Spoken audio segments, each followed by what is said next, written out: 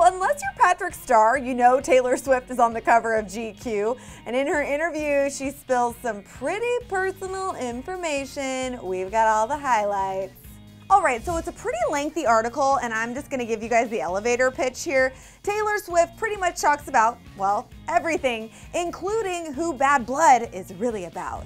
Talk about getting drunk on jealousy. This GQ interviewer literally got to spend a day with Taylor Swift, ask her all about her life, to be a witness to her on the phone with Justin freaking Timberlake, and this person even scrolled through pictures on her phone. Sweepstakes goals. Now, for the record, the phone call was JT calling Taylor to say he wanted to perform Mirrors with her on her 1989 tour. Needless to say, she freaked out. But getting to the goods here, when she was asked to spill the beans on Bad Blood, Taylor said, quote, "I never said anything that would point a finger in the specific direction of one specific person, and I can sleep at night knowing that. I knew the song would be assigned to a person, and the easiest mark was someone who I didn't want to be labeled with this song. It was not a song about heartbreak. It was about the loss of friendship. It was important to show that losing friendships can be just as damaging to a person as losing a romantic relationship." Now, on another touchy subject here, Taylor opened up about her infamous VMA moment with Kanye after being fairly silent about it in the past. Taylor confessed that, quote, "When the crowd started booing, I thought they were booing because they also believed I didn't deserve the award. There's where the hurt came from. I went backstage and cried, and then I had to stop crying and perform 5 minutes later. But that was the most happenstance thing to ever happen in my career, and to now be in a place where Kanye and I respect each other, that's one of my favorite things that has happened in my career." And okay, although Taylor and Kanye may not be necessarily biffles at this point, I have to say they have come a very long way. When she was asked about her current friendships and how the public has identified a female trend in her squad, Taylor said this, "I honestly think my lack of female friendships in high school and middle school is why my female friendships are so important now, because I always wanted them. It was just hard for me to have friends."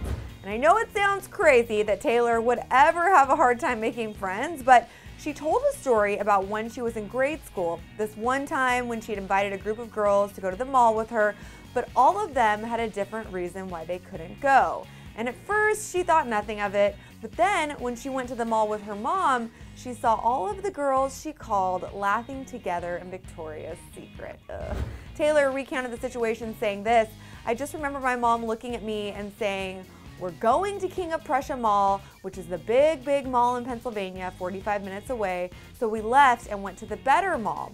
My mom let me escape from certain things that were too painful to deal with, and we talked about it the whole ride there, and we had a good time shopping.'" And you guys, look who's having the last laugh now. I'm just saying, she's not even in Victoria's Secret.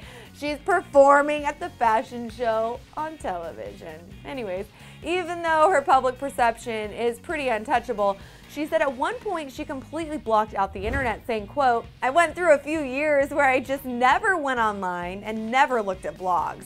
This was around 2013 when the only thing anyone wanted to write about me was about me and some guy. It was really damaging. So I didn't go online for a year and a half. I actually forgot my Instagram password. But now I check in and see what's happening. In 2015, that stuff does matter."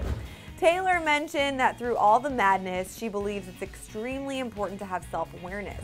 She explained that saying, "Self-awareness has been such a huge part of what I try to achieve on a daily basis. It's less about reputation management and strategy and vanity than it is about trying to desperately preserve self-awareness, since that seems to be the first thing to go out the door when people find success." Anybody else think Taylor should release maybe like a self-help book? Because I think I'd buy it. Surely the New York Times bestseller list is waiting with open arms. So everybody, what do you guys think about Taylor's GQ article? Sound off in the comment section below. Don't forget to subscribe if you know what's good for you. Then click right over here to check out Clevver TV's new show. Little hint, I'm on it. It's called Cheat Day. Lils and I try out some baby barf-inducing pizza toppings. Doesn't that have you excited? So if you're down for baby barf, subscribe to Clevver TV and click right over here. Also, by the way, I mean all of that in a really good way. Thanks so much for watching Clevver News. I'm Jocelyn Davis. I'll see you next time. Before you go, and to get more Clevver TV, click to the left to check out the debatable episode all about the most controversial celeb, or click to the right for the debate on the best song of summer.